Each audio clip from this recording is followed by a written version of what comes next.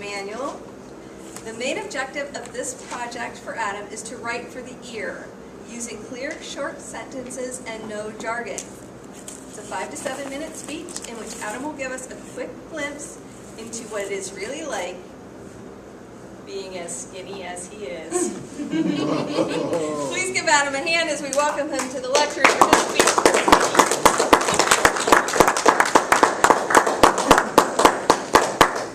Thank you, Madam Toastmaster, fellow Toastmasters, and guests. Hey, fatty. What? Wow, you're fat. Wide load coming through. You are so fat, you should probably just stop eating. How mean is that? How hurtful can people really be sometimes? And usually, it takes a special kind of jerk to say those things to someone's face. Most people, they have the decency to hold back any thoughts they may have, or they just don't think like that at all. As you can guess, those aren't exactly the comments I've heard, but it's surprising how open people are making comments about how thin I am.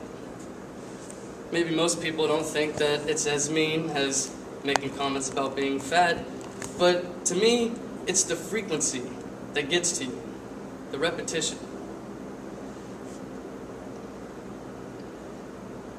Me, personally, I tend to deal with things through humor. So, I'm going to try to make light of a heavy situation, and I'm going to give you the skinny on being skinny. Like pretty much anything, there are pros and cons that can be said about being skinny. One of the first pros that I experienced was growing up, I was pretty much always a hide-and-seek champion. All those spots that people overlook, they don't bother because no one can fit there. Those were my specialties. I could pretty much fit anywhere. Fitting anywhere, however, can have a downside as well. My family and I, we went on a vacation to Florida one year. We went to Disney World and an awesome water park. I was having a blast.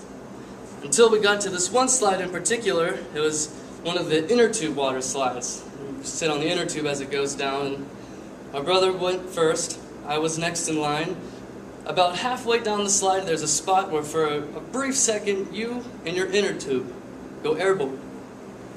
And naturally, during that split second, I lose my grip and I just right through the inner tube. I got stuck in the only part of the slide that you can possibly get stuck on. And there was a lifeguard. He was on a raised platform. He could see me. He just starts yelling, "Get down on your knees. Just go down." But I was terrified. I kind of froze for a second until I heard the shrills of my aunt coming down the slide behind me. She was about to flatten me like a pancake. I see her coming, and I cling onto the wall as tightly as I can, and she just goes right past me. "Adam," she says. The lifeguard, he's still up there yelling, "Just go down." But I didn't know how to swim, and I knew that the pool at the bottom was a lot deeper than I am tall. There was no way I was about to just go down. Then I hear my cousin coming down the slide. Sure enough, she does it too. "Woohoo! Adam!" And the lifeguard, "Just go down." This time I'm like, "You're not helping!" I was terrified. Next down the slide was my cousin Rob. He was in the Army. As he was coming down, again, I was clinging onto the side of the wall like I'm Spider-Man, just hanging on. He snatches me from the wall, and he tosses me down in front of him. And there I was, just going down the slide, on my knees, like the lifeguard said. All because I slipped through the inner tube. Another con about being skinny, or a bad side, is, honestly, sometimes it can be hard finding clothes that fit. I'm in this weird size right now that I guess it's known as medium, where I'm a little too lengthy for a small, but mediums, they tend to make me look like a flagpole standing in the field. It It looks silly sometimes. A couple weeks ago, we had a discussion where we were asked how we feel about watches, what we think about watches. I didn't say anything that day, but in my head, I'm thinking I would totally wear a watch if I didn't have such tiny wrists. Look at these. Watches, they tend to come up halfway through my forearm, and it looks silly. Believe it or not, I've managed to find a positive side or a pro to having such tiny wrists. If I'm ever in the situation where I'm tied up or I'm in handcuffs, it's like I'm Houdini. I'm right out of those things. People aren't used to tying up such skinny wrists. In all seriousness, though, the worst part about being skinny is being reminded of it constantly. I know that I'm thin. People, you don't have to tell me. One time I went out with a few friends and I saw this guy I hadn't seen in years. We were part of our church group together a long time ago, and I decided to go up to him. I say hi, and his name was Dan. He was a pretty big person, and he's sitting there with a woman who was about the same size. Like I said, I go up to him, I say, "Hi, Dan, how are you doing?" And he says hi. He introduces me to the girl, and the first thing out of her mouth is, "Wow, looks like you could have used an extra cheeseburger growing up."